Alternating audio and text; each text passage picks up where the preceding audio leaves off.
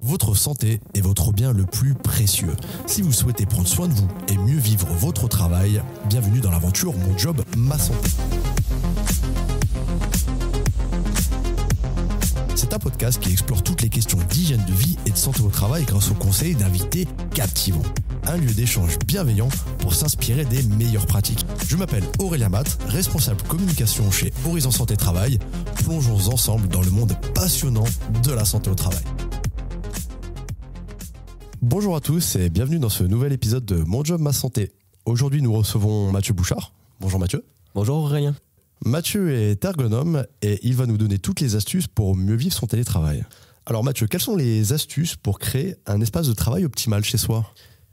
Alors pour ma part, on voit beaucoup de personnes travailler en télétravail avec leur ordinateur portable sans accessoires. Et c'est quelque chose que nous déconseillons puisque des contraintes posturales font très vite leur apparition.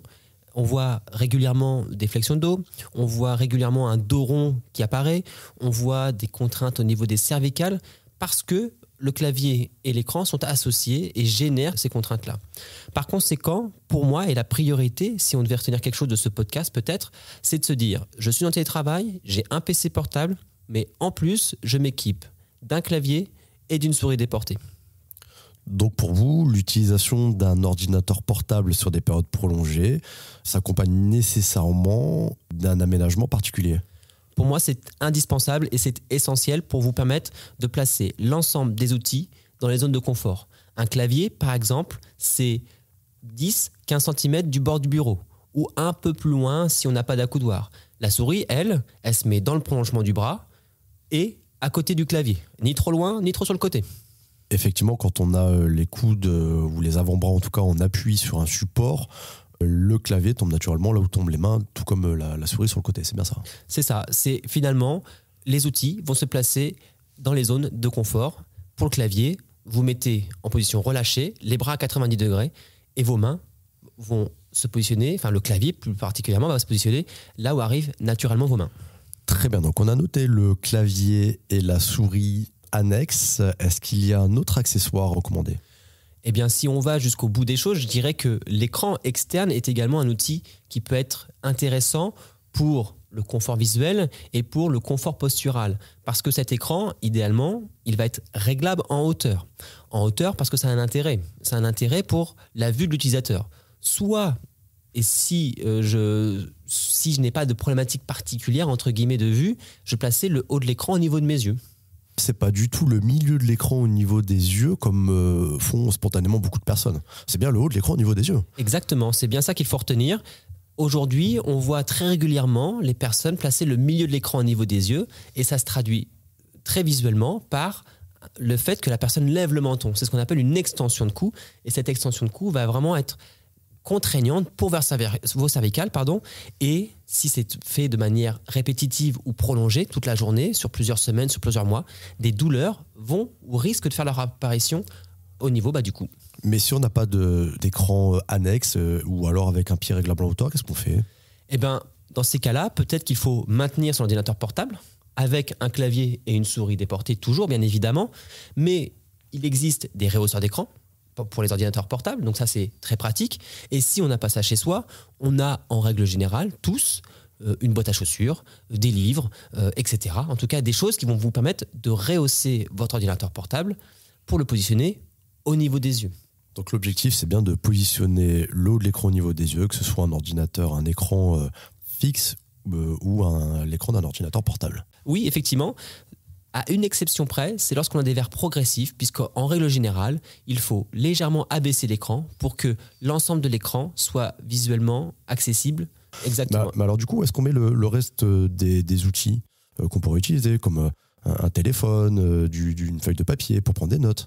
Alors, on va placer le téléphone ou tous les accessoires de travail dans les zones d'atteinte de confort, c'est-à-dire que, et en fonction de leur fréquence d'utilisation, c'est-à-dire que si vous utilisez un téléphone de manière très régulière, il faut qu'il soit facilement accessible.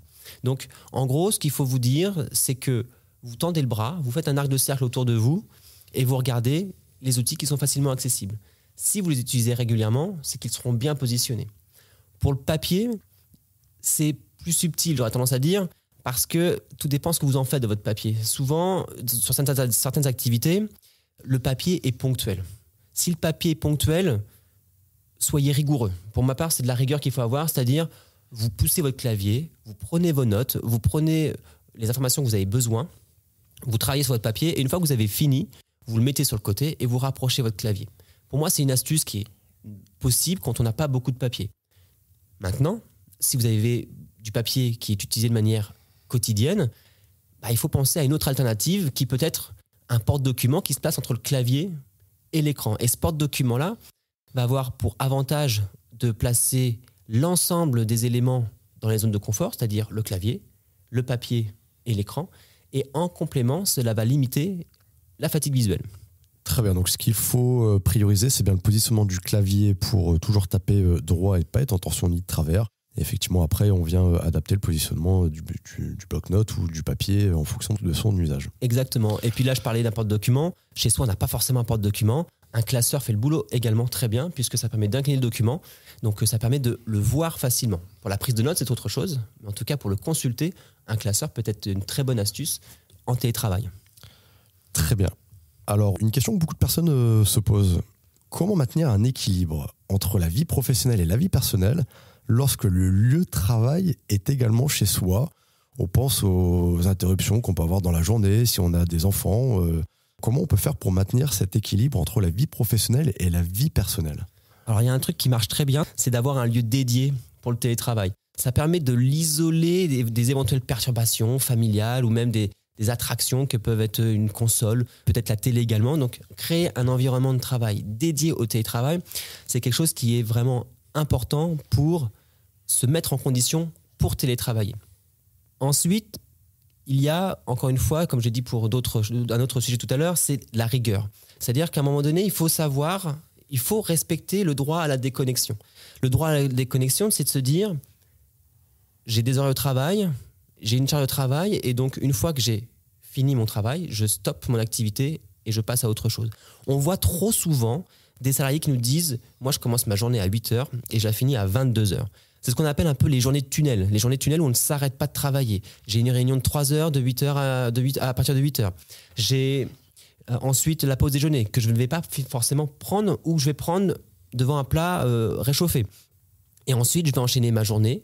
Et une fois que ma journée sera terminée, j'aurai toujours accès à mes mails, j'aurai toujours accès à mes outils de travail. Et dans ces cas-là, je vais continuer à travailler, à consulter mes dossiers tard le soir, 22h, ça arrive souvent, minuit aussi. Donc, c'est des choses qu'il faut absolument éviter. Donc, c'est le respect du droit à la déconnexion. Il faut que je m'instaure une rigueur pour respecter ce droit à la déconnexion. C'est vrai que c'est tentant, lorsque l'ordinateur reste allumé, d'aller consulter ses emails, de répondre à une urgence. C'est je pense, un peu la nature curieuse de chacun. Une fois qu'on reçoit une notification, qu'on reçoit un indicateur audio de la réception d'un mail, par exemple, on est très tenté d'aller jeter son regard. Donc pour vous, en fait, c'est tout arrêter, tout fermer, respecter des horaires, se mettre des horaires et se forcer à les respecter. C'est ça. Après, si c'est lié à une surcharge de travail, ça va être une autre approche, puisque s'il y a une surcharge de travail, il va falloir y remédier. Et la seule façon d'y remédier, c'est d'avoir des points d'échange avec son manager, avec sa hiérarchie, pour dire « Je ne peux pas déconnecter, je suis obligé de travailler de telle heure à telle heure. Comment on fait pour résoudre cette difficulté-là » Car souvent, le télétravail peut aussi conduire à une surcharge, en tout cas une charge de travail très intense. Donc c'est aussi ce point-là qu'il faut avoir en tête. Maintenant, il y a le respect du droit à la déconnexion pour soi, mais il y a aussi le respect du droit à la déconnexion par les autres. C'est-à-dire qu'on doit tous être responsables de ce droit à la déconnexion, que ce soit vos collègues, mais aussi votre hiérarchie, votre manager. Quand je dis ça, c'est que alors quand on a des horaires fixes, c'est assez simple, c'est-à-dire que quand on fait du 8h à 17h30 avec 1h30 de pause le midi, très bien. Mais quand on est sur des fonctions de cadre, etc., les horaires sont un peu plus ambigus, un peu plus flous, pas déterminés, eh bien, on ne sait plus quand est-ce qu'on est disponible ou pas. Et c'est important en tant que salarié de dire « je suis cadre, je suis en télétravail, mais je suis joignable de telle heure à telle heure, et ensuite, je pourrai répondre à toutes vos questions le lendemain ». Donc c'est important de faire respecter ce droit à la déconnexion. Chacun a son rôle à jouer par rapport à ça. Et respecter le droit à la déconnexion des autres également. Bien évidemment. Et c'est pour ça qu'il peut être intéressant de planifier l'envoi d'un mail plutôt. Donc, il est 17h30, vous savez que votre collaborateur il est parti à 17h15 parce qu'il a des contraintes personnelles, etc. Lui envoyez pas forcément un mail à 17h30.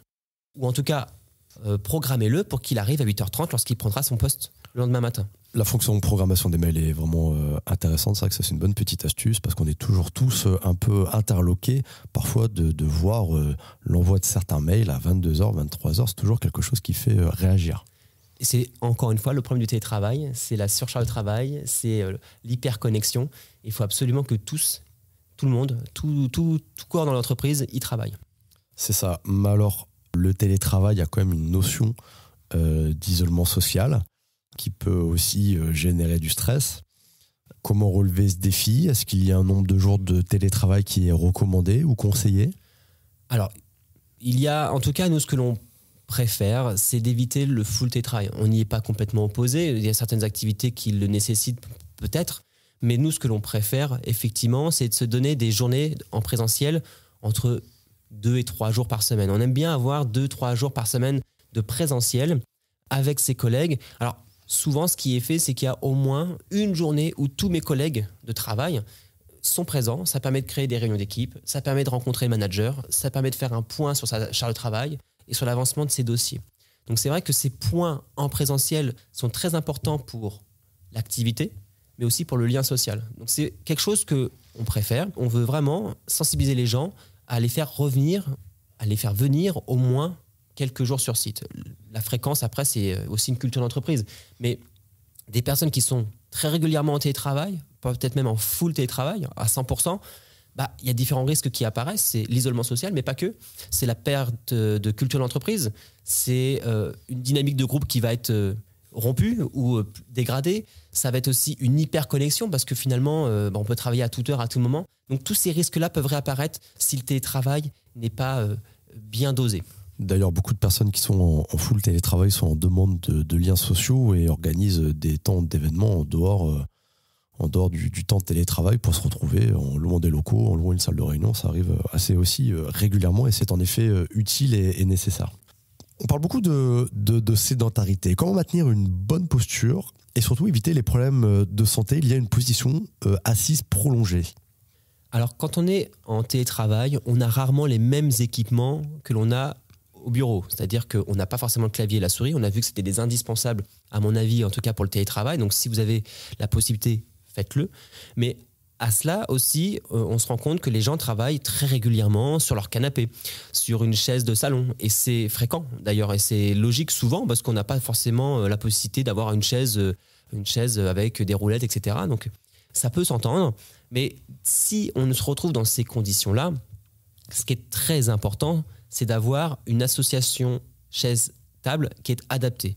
Alors, association chaise-table, ça ne veut pas dire grand-chose, mais c'est de se dire, est-ce que j'ai une table et une chaise qui me permettent, une fois que je suis assis, d'avoir les épaules relâchées. C'est ce qu'on a dit au tout début. Comment faire pour avoir les bras à 90 degrés avec les épaules relâchées ?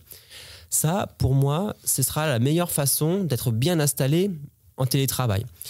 À cela, après, il y a une chose à regarder, selon notre taille, c'est est-ce que mes pieds touchent par terre ? Parce que si mes pieds ne touchent pas par terre, en règle générale, les gens ils s'assoient au bord du siège, ils n'ont pas de soutien avec leur dossier de leur chaise, etc.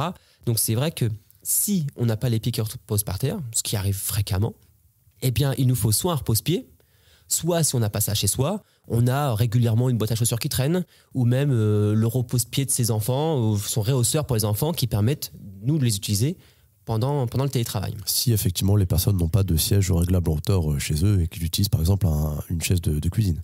Effectivement, l'idéal, en premier lieu, ce serait d'avoir un siège réglable en hauteur, avec un renfort lombaire, etc. La réalité, aujourd'hui, fait que les gens travaillent avec leur chaise de salon et tous ces réglages-là sont inexistants. Absolument. Maintenant, effectivement, à partir du moment où on travaille avec sa chaise de salon, on ne sera jamais aussi bien installé qu'au bureau. Et donc, il faudra peut-être encore plus mettre en place des moments pour bouger. Ce sera vrai aussi sur site, bien évidemment, mais peut-être qu'il faudra le mettre encore plus en place lorsque l'on est en télétravail. Donc vous êtes en train de dire qu'il faut régulièrement bouger, mais comment faire puisque effectivement il y a quand même la charge de travail, il y a la concentration. Comment intégrer des temps de pause ? Comment intégrer ces moments de détente dans la journée ? Déjà, ce qu'il faut voir en télétravail, c'est qu'on perd des routines. Il y a des routines qui se mettent en place en présentiel, en entreprise. Vous avez des collègues qui viennent vous voir pour échanger sur un sujet. Ça peut vous amener à vous lever pour aller en salle de réunion, pour avoir ce temps d'échange. Ou pour boire un café, tout simplement. Pour boire un café. La pause de 10 heures, effectivement. La pause de 10 heures, la pause café avec les collègues fait qu'on a des routines qui se mettent en place et des possibilités de se lever et de marcher. D'autres routines, ça peut être intéressant, c'est de se dire je prends une bouteille d'eau, je vais la remplir régulièrement. Il y a des choses comme ça qui peuvent se mettre en place. Aussi, en télétravail, ce qu'il faut faire pour avoir des temps de pause et le fait de pouvoir se lever et de marcher, c'est de maintenir sa pause déjeuner, bien évidemment. Aujourd'hui, sinon, les gens, ils restent assis toute la journée, ils prennent leur plat, ils vont le faire réchauffer au micro-ondes, ils prennent 2 minutes pour le faire réchauffer et ils continuent à travailler. Donc, on revient au respect des horaires de travail qu'il faut essayer de s'imposer. Exactement. Ça. Et encore une fois, il faut que je trouve des possibilités pour me lever et marcher. Donc ça, c'est la première chose, c'est l'essentiel, c'est un point en tout cas essentiel. Mais il faut aussi, pourquoi pas, trouver des éléments chez soi qui nous permettent de continuer à travailler, parce que tu as parlé de charge de travail. Donc c'est une chose, effectivement, il faut continuer à travailler.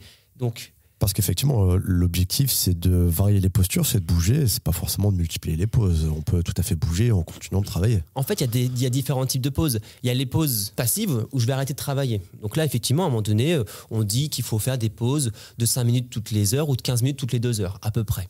Donc ça, ce sont des pauses passives. Mais on peut mettre en place d'autres pauses et des pauses que je dis, moi, actives, c'est-à-dire que je me lève et je continue à travailler. Alors, au bureau, ça peut être de l'archivage. En télétravail, c'est rarement ça. Mais est-ce que je peux travailler en faisant des appels debout, par exemple? Est-ce que je peux mettre en visio, par exemple, une visio où j'ai un bar? Peut-être que je peux poser mon PC portable sur un bar et travailler debout également. Beaucoup de gens ont parfois aussi chez eux des alternatives. C'est-à-dire qu'ils ont des Swiss balls, par exemple. Le Swiss ball, c'est la balle de gym que l'on peut utiliser. C'est une assise dynamique. On s'assoit dessus. Alors ponctuellement, parce que la position assise avec le Swiss ball va être contraignante. Sur le long terme. Donc moi, je dis à peu près maximum 30 minutes. Et après, je repasse en position assise standard. Et effectivement aussi, attention au risque de chute avec le Swiss ball. Effectivement, il faut faire attention à ça. Parce qu'on peut vite se faire piéger parce que c'est quelque chose qui n'a pas de dossier, c'est quelque chose qui est mobile. Donc, faites attention à vous. Alors, en complément, effectivement, pour ceux qui sont absorbés par le travail, ça arrive régulièrement. On est tous absorbés par son travail. Des fois, on peut travailler 4 heures d'affilée sans s'arrêter, ce qui n'est pas bien. Je vous le rappelle, maximum 2 heures de travail devant un écran. Et ça, c'est vraiment le grand maximum. Mais il y a des applications que vous pouvez télécharger facilement sur votre téléphone. Et ça va vous donner des astuces, des rappels. Alors, il y a la pause visuelle qui peut être mise en place. C'est-à-dire la pause visuelle, il faudrait s'arrêter de travailler. En tout cas, il faudrait faire une pause visuelle de 20 secondes toutes les 20 minutes. Ça veut dire j'arrête de regarder mon écran. Je ne regarde surtout pas mon smartphone en attendant. Et je regarde au loin à plus de 6 mètres. Ça va défatiguer l'œil. Donc ça, c'est une pause qui peut éventuellement être mise sur l'application. Et il y a les pauses régulières que l'on peut se mettre pour dire, ok, là, ça fait 1 heure. Je m'arrête, je me lève, je fais quelque chose de dynamique. Et donc là, les applications peuvent être un bon support quand on a une charge de travail ou quand on n'a pas forcément l'habitude de mettre en place ces stratégies. Très bien. Merci beaucoup pour tous ces conseils, Mathieu. Est-ce que vous avez un dernier mot ? Le dernier mot que je pourrais dire, c'est que finalement, que ce soit chez vous ou au poste de travail, sur site, la clé, c'est de bouger. La clé, c'est de bouger. Merci beaucoup, Mathieu, pour votre témoignage et vos conseils. Et à très bientôt pour un nouvel épisode. Au revoir. Merci d'avoir écouté cet épisode. Si le podcast vous a plu, abonnez-vous sur votre plateforme préférée et laissez-nous une note de 5 étoiles ou un commentaire. Ça nous aide beaucoup pour porter les questions de santé au travail. Retrouvez-nous également sur LinkedIn et Instagram. À très bientôt.